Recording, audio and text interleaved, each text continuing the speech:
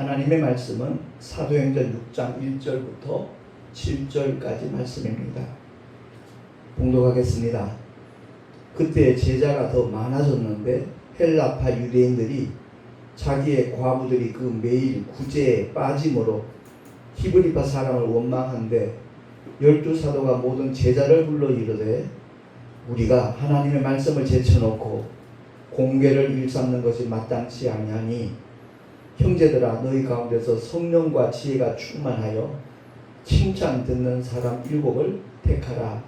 우리가 이 일을 저희에게 맡기고 우리는 기도하는 것과 말씀 전하는 것을 전무하리라 하니 온 우리가 이 말을 기뻐하여 믿음과 성령에 충만한 사람 스데반과 또 빌립과 브로고로와 니가노르와 디몬과 바메나와 유대교에 입교한 안디옥 사람 니골라를 택하여 사도들 앞에 세우니 사도들이 기도하고 그들에게 안수하니라.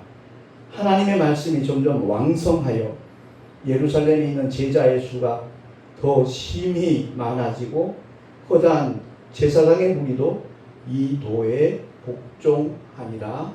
아멘. 기도하겠습니다. 하나님 아버지 감사합니다. 오늘도 거룩한 주의 날 허락해 주시고 주 앞에 나와 경배와 찬양으로 하나님께 영광 돌리며 하나님의 생명의 말씀 진리의 말씀에 귀를 기울일 수 있는 복된 시간 주시니 감사합니다. 성령 하나님 우리 모두를 진리 가운데로 인도하여 주옵소서. 진리를 아는 자들 되게 하시고 그 안에서 자유함을 누릴 뿐만 아니라 만나는 모든 사람들에게 진리를 전할 수 있는 하나님의 일꾼으로 쓰임받게 하여 주시옵소서. 말씀을 전하는 자 듣는 자 다 함께 큰 은혜 있기를 간절히 바라옵고 우리 구주 예수 그리스도 이름으로 기도하옵나이다. 아멘. 지난주에 칠판 설교를 했더니 참 그게 참 좋다라고 말씀하는 분이 있어서 오늘도 이렇게 칠판에다 몇 자 써놨습니다. 제가 계속해서 율법과 복음에 대해서 구약과 신약의 차이점에 대해서 계속 말씀을 전하고 있는데 여기 나와 있는 것과 똑같이 구약과 신약은 아주 간단하게 요약을 할 수가 있습니다. 첫째는 구약은 율법과 선지자 그러잖아요. 근데 그 율법이 바로 모세 오경이거든요.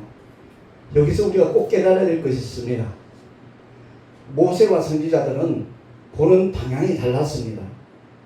모세는 창세 사건을 직접 본 적이 없었습니다. 그 현장에 있지 않았습니다. 그런데 하나님의 감동으로 창세의 모든 사건을 구체적으로 창세기에 기록을 하고 있습니다. 여기 써놓은 그대로 아담으로부터 요셉까지 모세는 만난 적이 없습니다. 그럼에도 불구하고 그가 기록한 것이 정확하다는 것을 어떻게 확인할 수 있느냐? 모세는 과거를 봤고 모든 선지자들은 미래를 봤습니다. 그래서 미래를 말씀한 선지자들의 메시지가 그대로 구현됨으로 말미암아 예수 그리스도의 십자가의 죽으심과 부활로 확인이 됨으로 말미암아 똑같은 하나님의 감동으로 기록되어진 것이기 때문에 선지자들도 미래를 보지 않고 기록한 것이잖아요. 모세 역시 마찬가지다. 과거를 보지 않았지만 하나님의 감동으로 기록된 것은 그것은 사실이다 하는 것을 인정할 수밖에 없는 것이죠. 그래서 모세가 본 것은 다른 것 아닙니다. 죄와 사망을 봤습니다.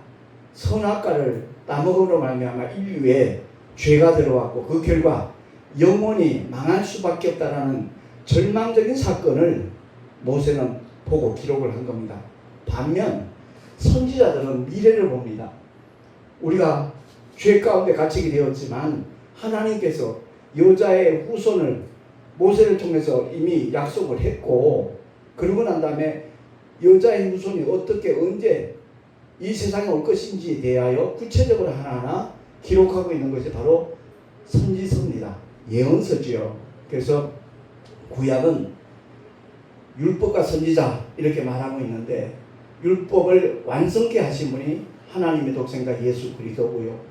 선지자들이 예언했던 그 소망의 메시지가 2000년 전 주님이 이 땅에 오심으로 말미암아 완전히 성취되었다 하는 것을 성경은 말씀하고 있는 겁니다. 이게 구약 전체의 내용입니다. 그리고 주님이 이 땅에 오신 다음에 십자가의 죽으심과 부활의 사건을 통하여 그때부터 주님의 구체적인 공생의 사역과 성령의 감동에 의하여 주님의 제자들, 사도들이 기록한 서신서가 신약 성경에 기록되어 있지요. 그 중에 특기할 사항이 바로 사도행전입니다. 성령이 임하시고 난 다음에 사도를 통해서 주님이 어떻게 일하셨는가 하는 것을 구체적으로 보여주고 있거든요. 그래서 이 신약은 복음서와 사도행전과 서신들로 이루어져 있거든요. 여기서 사도 바울의 고백을 우리가 한번 확인을 해야 됩니다. 주보의 중간쯤에 나와 있거든요. 고린도전서 2장 4절부터 5절까지 시작. 내 말과 전도함이 지혜에 권하는 말로 아니하고 다만 성령의 나타남과 능력으로 하여 너희 믿음이 사람의 지혜에 있지 아니하고 다만 하나님의 능력에 있게 하려 하였노라. 아멘. 바울의 고백입니다. 너희 가운데 갔을 때 내가 심히 떨었다라고 고백을 하거든요. 왜냐하면 성령의 나타남이 없을까봐 심히 두렵고 떨었다라는 고백을 하고 난 다음에 거기에 대한 설명을 하는 거예요. 내 말과 전도함이 지혜에 권하는 말로 아니하고 다만 성령의 나타남, 성령의 능력을 하여 너희 믿음이 사람의 지혜에 있지 아니하고, 다시 말해서 신학 지식에 있으면 안 된다는 거예요. 어떤 이론과 교리에 붙잡혀 있으면 안 된다는 겁니다. 오직 하나님의 생명과 그 능력이 그대로 나타나지는 성령에 의한 하나님의 말씀, 그 말씀을 듣고 구원에 이룰 수 있도록 하는 것이 사도 바울의 전도하는 목적이다 하는 것을 그는 표현하고 있는 겁니다. 여기 나와 있듯이 성령의 인치심과 이끄심이 없으면 그 사람의 신앙생활과 목회는 사실 허당입니다. 헛수고 하는 겁니다. 그래서 오직 성령의 인치심과 이끄심이 예수의 이름으로만 이루어졌다는 것을 사도행전은 계속해서 우리에게 알려주고 있는 것이거든요. 그래서 저와 여러분이 이 믿음의 길을 걸어가면서 오늘 본문의 말씀을 통해서 예루살렘 교회가 어떻게 점점 왕성하고 부흥했는가, 거기에 대한 이유를 분명하게 밝혀주고 있잖아요. 예수의 복음이, 예수의 이름이 선포되고 그 보혈의 은택을 덧입은 사람들의 숫자가 그야말로 메시지를 통해서 마음을 짓고 받아들이는 자들마다 예수 이름을 침례받고 하루아침에 3,000명이나 더하는 그러한 성도들이 생겼잖아요. 숫자가 갑자기 늘어나니까 그들 중에는 과부도 있고 고아도 있거든요. 그래서 교회의 규모가 굉장히 커지니까 헌금하는 분들도 많이 있었을 테고, 근데 그 헌금들을 하나님의 뜻대로 정말 고아와 과부들을 구제하며 그들의 삶의 현장을 보탬을 주면서 그들에게 복음을 전하기를 원하는 것이 바로 초대교회의 특성이었는데, 오늘 본문에 보니까 헬라파 유대인들이 자기의 과부들이 그 매일 구제하는 구제의 대상에서 빠지니까 히브리파 사람을 원망했다 그랬습니다. 그 상황을 파악하고 12사도가 모든 제자를 불러서 말하기를, 우리가 하나님의 말씀을 제쳐놓고 공개를 일삼는 것이 마땅치 않다. 공개하는 거 좋지요. 가난한 사람들 도와주고 그들에게 힘을 실어주는 것 아름답지요. 선하지요. 그러나 하나님의 말씀을 제쳐놓고 그 일에 사도들이 몰두하는 것, 이것은 합당치 않다. 그러면서 너희 가운데서 성령과 지혜가 충만한 일곱을 택해라. 그들이 이 모든 일을 맡고 우리는 다만 하나님 말씀 전하고 기도하는 일에만 전무하겠다. 그랬더니 그 모든 초대교회 성도들이 너무너무 기뻐했다 그럽니다. 이 말을 기뻐했다는 거죠. 오늘날 교회에서 주의 종들이 무척 바쁘게 사역을 하는데 정말 성도들이 기뻐하는 것은 다름이 아니라 주의 종들이 오직 말씀으로 무장하고 오직 기도에 전념할 때 그 성도들은 정말 소망이 있고 마음의 평안이 있고 어떤 문제가 닥쳐와도 능히 우리 목사님을 통해서 모든 성도들이 합심하여 기도함으로 말미암아 이길 수 있다라는 그런 믿음과 마음이 생기니까, 그래서 그들의 반응이 이 말을 기뻐했다라고 성경은 우리에게 증언하고 있습니다. 그래서 7 사람을 택하잖아요. 그들이 그 일을 전담할 수 있도록. 그랬더니 사도들 앞에 세우니까 사도들이 기도하고 그들에게 안수하니라. 그래서 이들을 가리켜 안수 집사라고 이렇게 표현들을 하고 있거든요. 그러고 났더니 나타난 현상이 뭡니까? 하나님의 말씀이 점점 왕성하여, 그러니까 하나님의 말씀을 무장한 주의 종들이 기도하면서 말씀을 증거할 때 하나님의 말씀은 살아서 역사한다는 거죠. 더욱더 생동감 있게 확실한 증거들을 나타내면서 그 말씀이 그들에게 심겨지도록 하나님이 역사하신다는 것을 우리가 보게 됩니다. 더구나 그 마지막 구절에 보면 허다한 제사장의 무리도 이 도에 복종하니라. 제사장은 그 율법을 지키는 사람들이에요. 그 율법을 수행하는 사람들이에요. 옛날에 구약의 그 제사법을 실현하는 사람들이에요. 근데 그들도 이 도에 복종하니라. 베드로가 선포한 그야말로 복음의 메시지를 듣고 그들도 마음을 찢고 회개하고 예수 그리스도의 이름으로 침례를 받았다는 말씀을 그렇게 표현하고 있는 거거든요.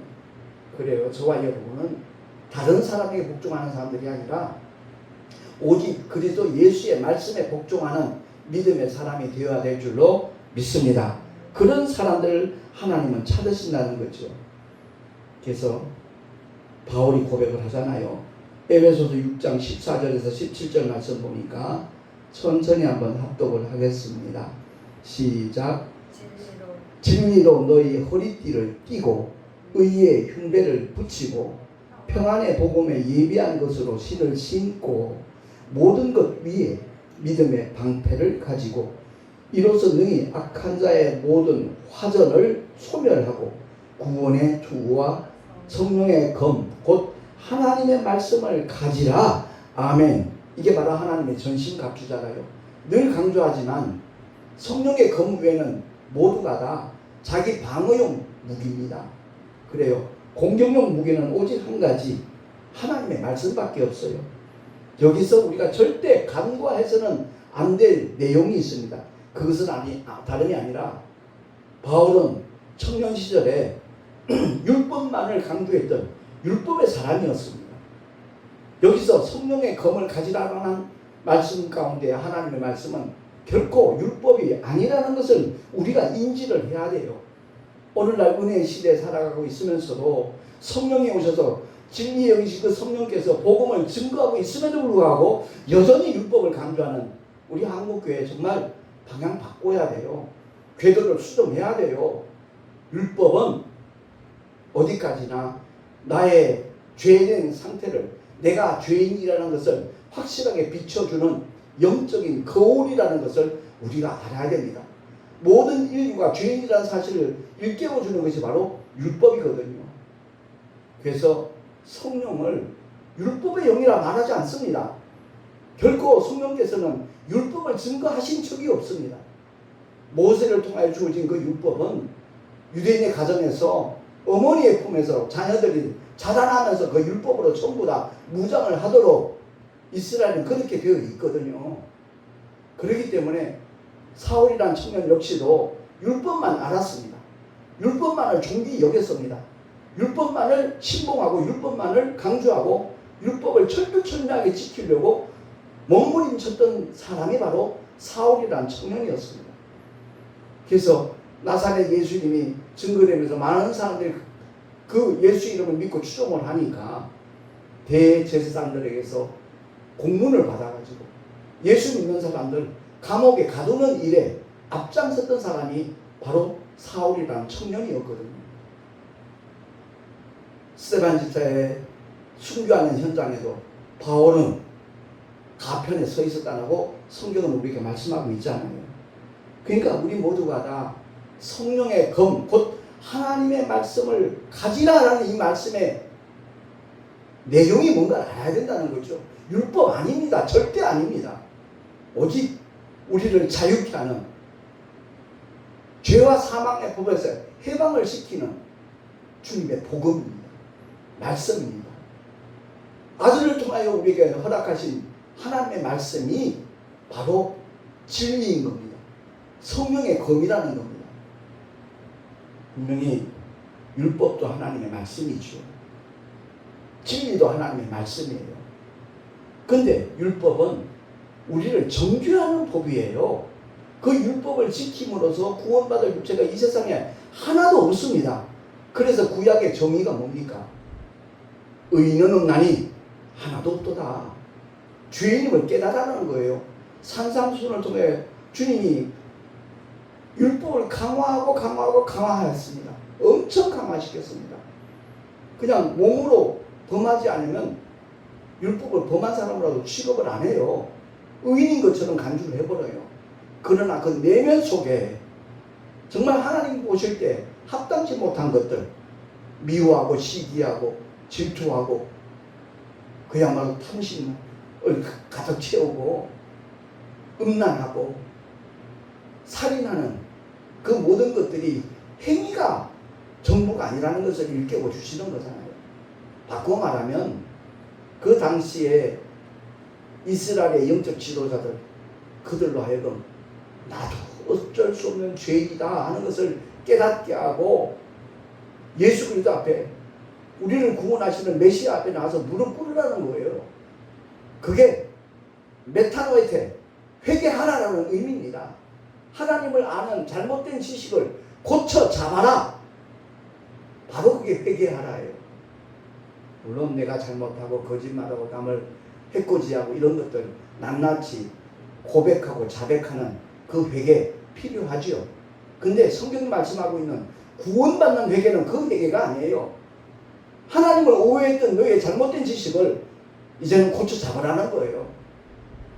착하게 살고 의롭게 살면 구원받을 줄 잘못 알고 수많은 종교들을 만들어 놨지만 그것 가지고 결코 구원받을 영혼 하나도 없다.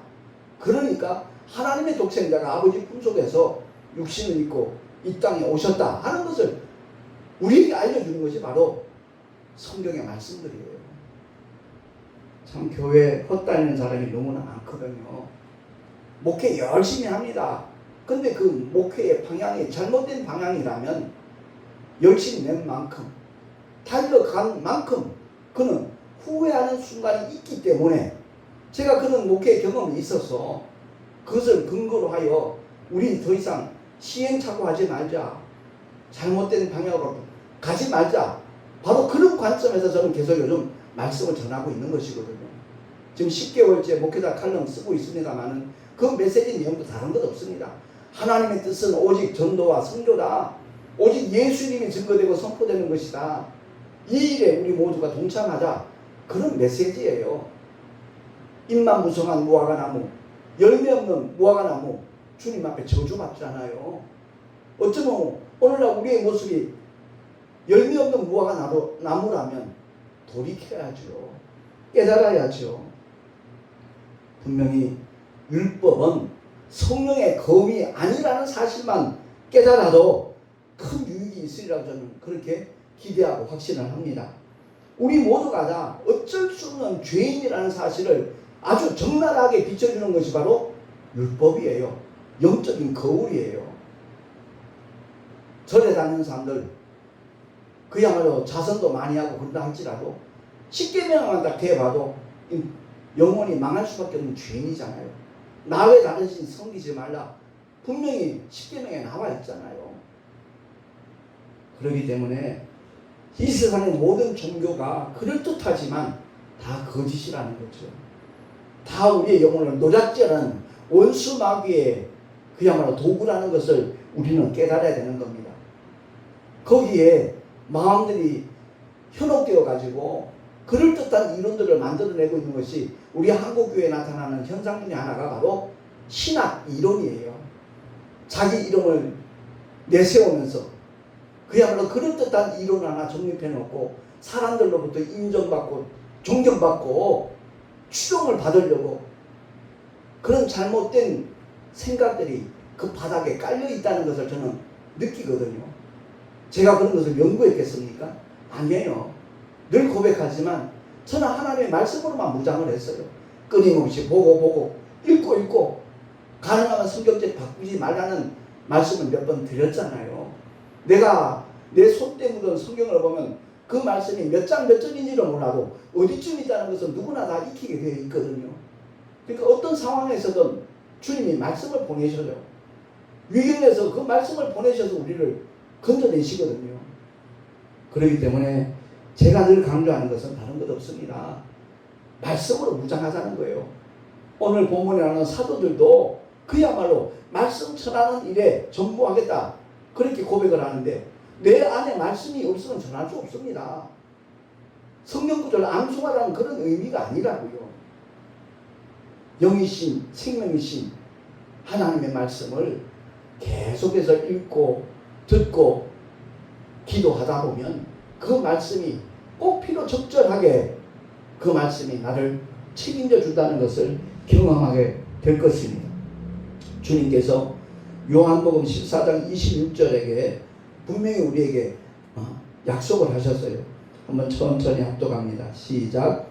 보혜사 곧 아버지께서 내 이름으로 보내실 성령 그가 너희에게 모든 것을 가르치시고 내가 너희에게 말한 모든 것을 생각나게 하시리라. 아멘.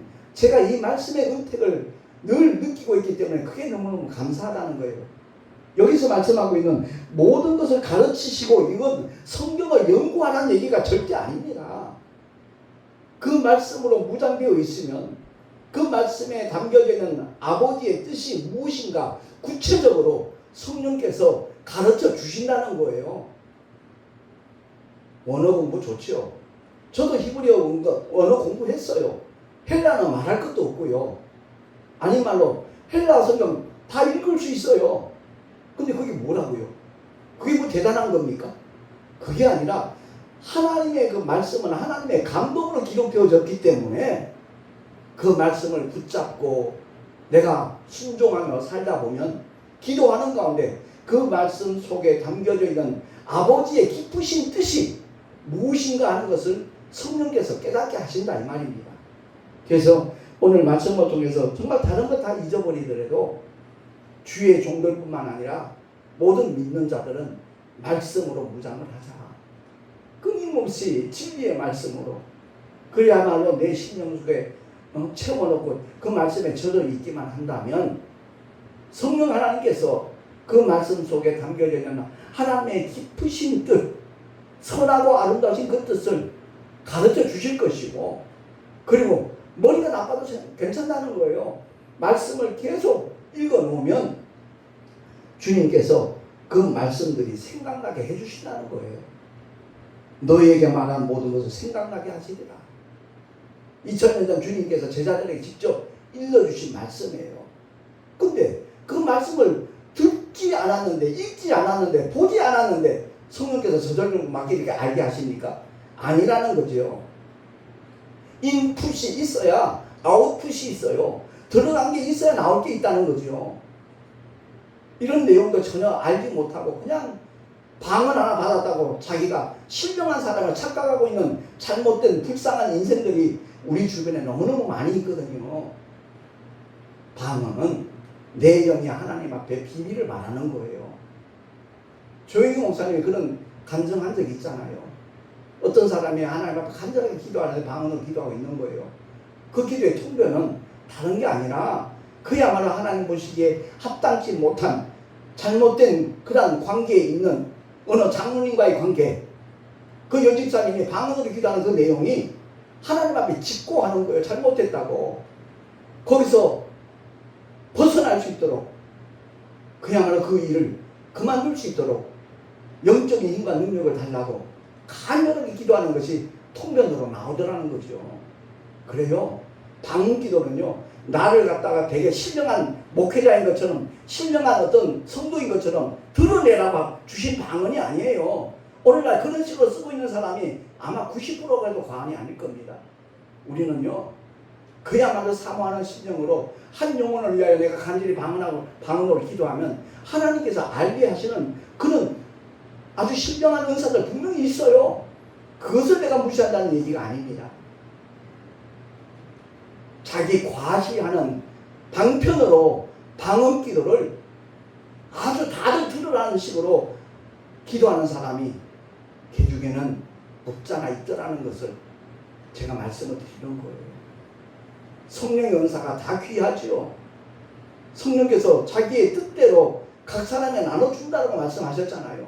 내가 어떤 은사를 받았든지 간에 그 은사를 주신 목적이 무엇인가 그것을 알고 그 목적대로 쓰는 사람이라면 그가 바로 지혜 있는 사람이고 복이 있는 믿음의 사람인 줄로 믿습니다. 주님은 우리에게 분명하게 말씀하세요.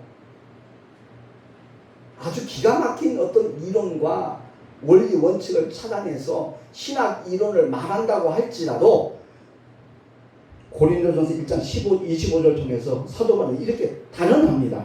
시작. 하나님의 미련한 것이 사람보다 지혜 있고 하나님의 약한 것이 사람보다 강함이라. 아멘. 하나님에게 있어서 모든 것이 그야말로 능치 못한 것이 없는데 하나님의 지혜는 아주 최고의 지혜인데 하나님에게 무슨 미련한 부분이 있겠어요? 이해하기 쉽게 그렇게 설명을 하는 거예요. 만약 하나님의 지혜 가운데 미련한 부분이 있다고 할지라도 그 미련한 부분이 사람의 지혜보다 오히려 월등하다는 거죠. 비교가 안 되는 거죠. 우리 주님은 강하신 분이에요. 전능하신 분이에요. 근데 하나님의 약한 부분이 있다 할지라도 그 약한 부분조차도 사람의 가장 강한 것보다도 훨씬 더 강하다. 이렇게 바울은 알아듣기 쉽게 설명을 하고 있는 겁니다.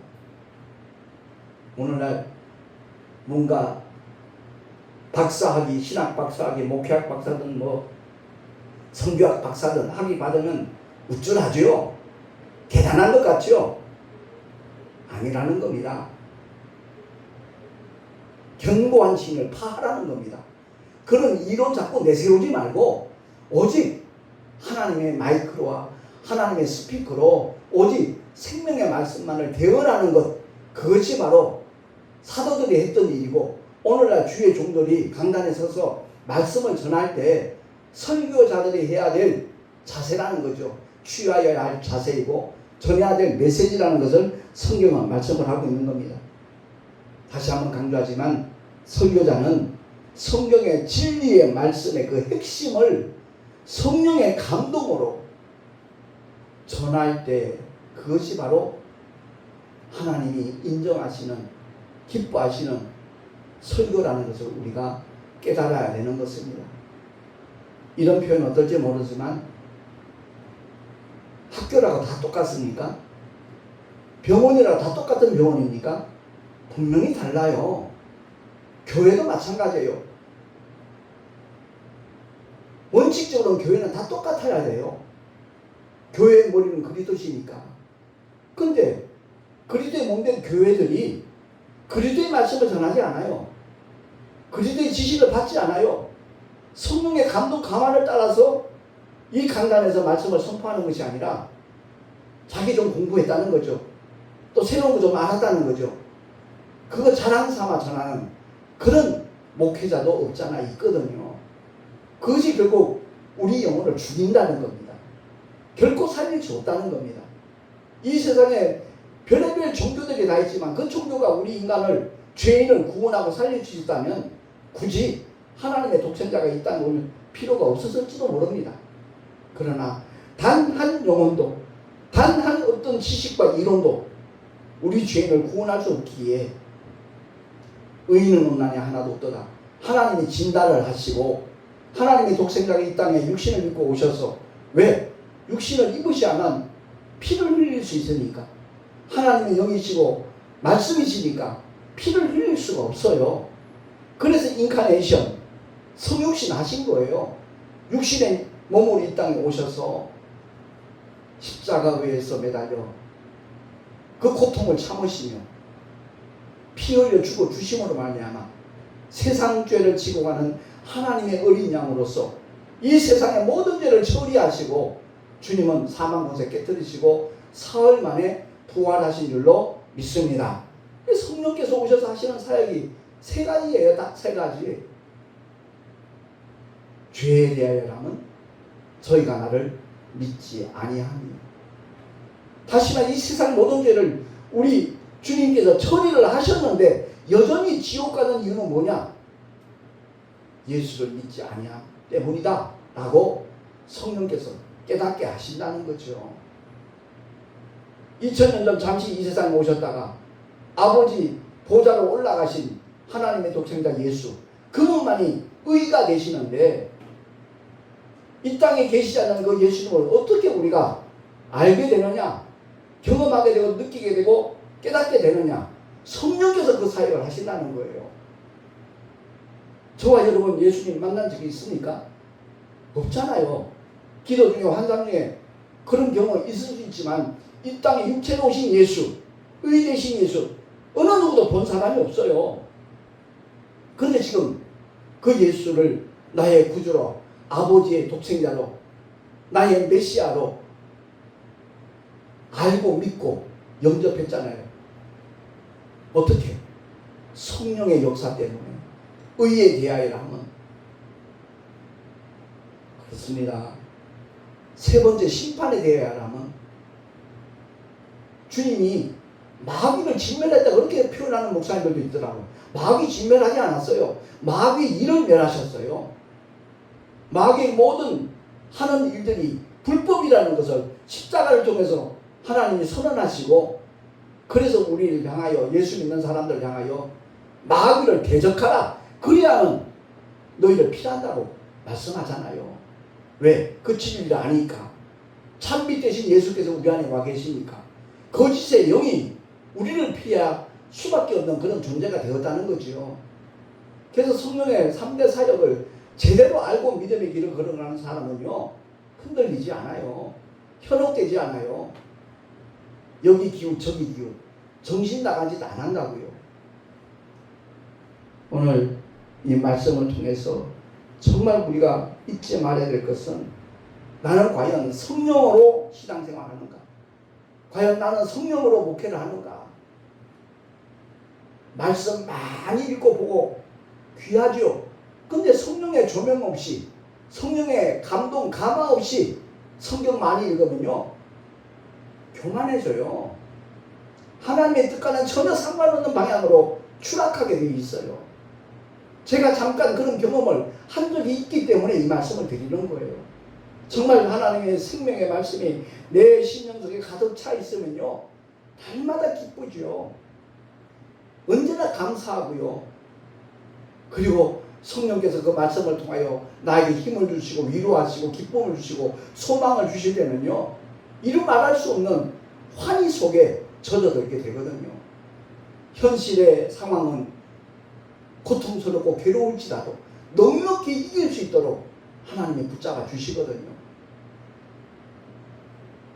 기도 많이 하는 것 중요합니다. 좋습니다.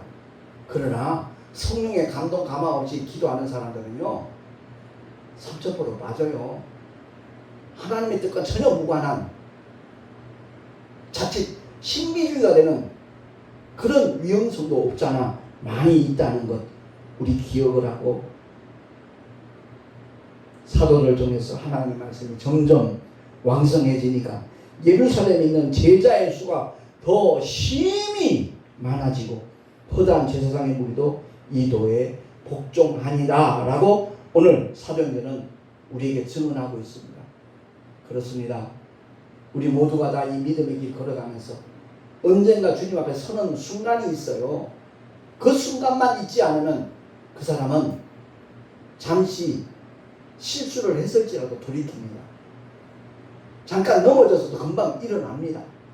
주님 앞에 서는 날만 우리가 잊지 않는다라면 어떤 유혹도 물리칠 수 있습니다. 어떤 시험과 환난도 넉넉히 극복할 수 있는 믿음의 사람으로 승리하게 된다는 것 우리가 깨닫고, 날마다 주님만 바라보고 의지하며 주님만을 기대하며 살아가는 우리 모두가 될 수 있기를 예수 이름으로 축원합니다. 기도하겠습니다. 아버지 감사합니다.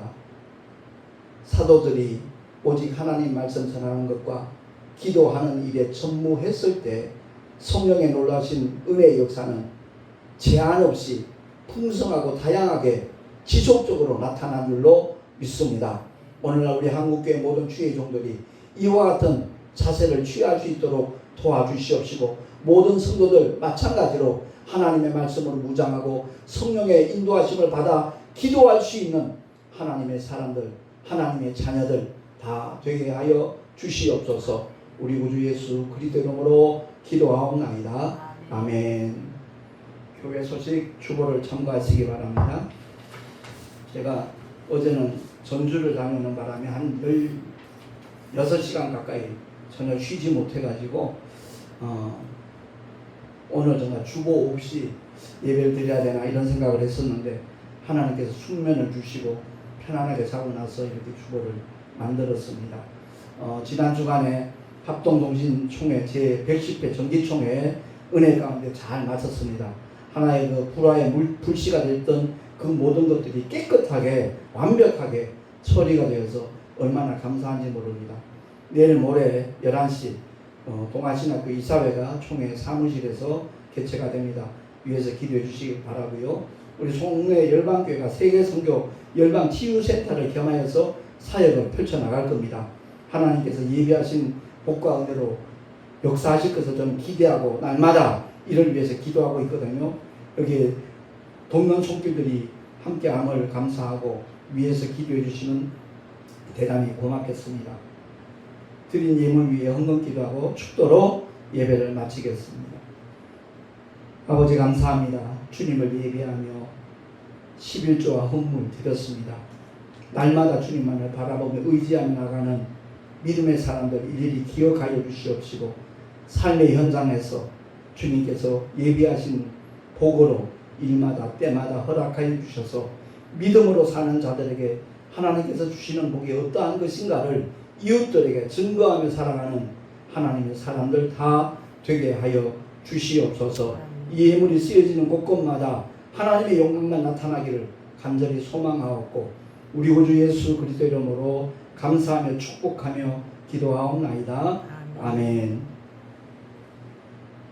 이제는 우리 주 예수 그리스도의 크신 은혜와 하나님 아버지의 영원하신 사랑하심과 보혜사 성령 하나님의 내주교통 인도하심과 축복하심이 오늘 주의 말씀을 듣고 오직 하나님의 말씀과 기도에 전념하리라 결단한 하나님의 사람들 머리 위에 그 가정과 자녀들과 경영하는 모든 일들과 주님께서 피로 세우신 주님의 모든 교회들 위에 지금으로부터 영원토록 함께 있을지어다. 아멘.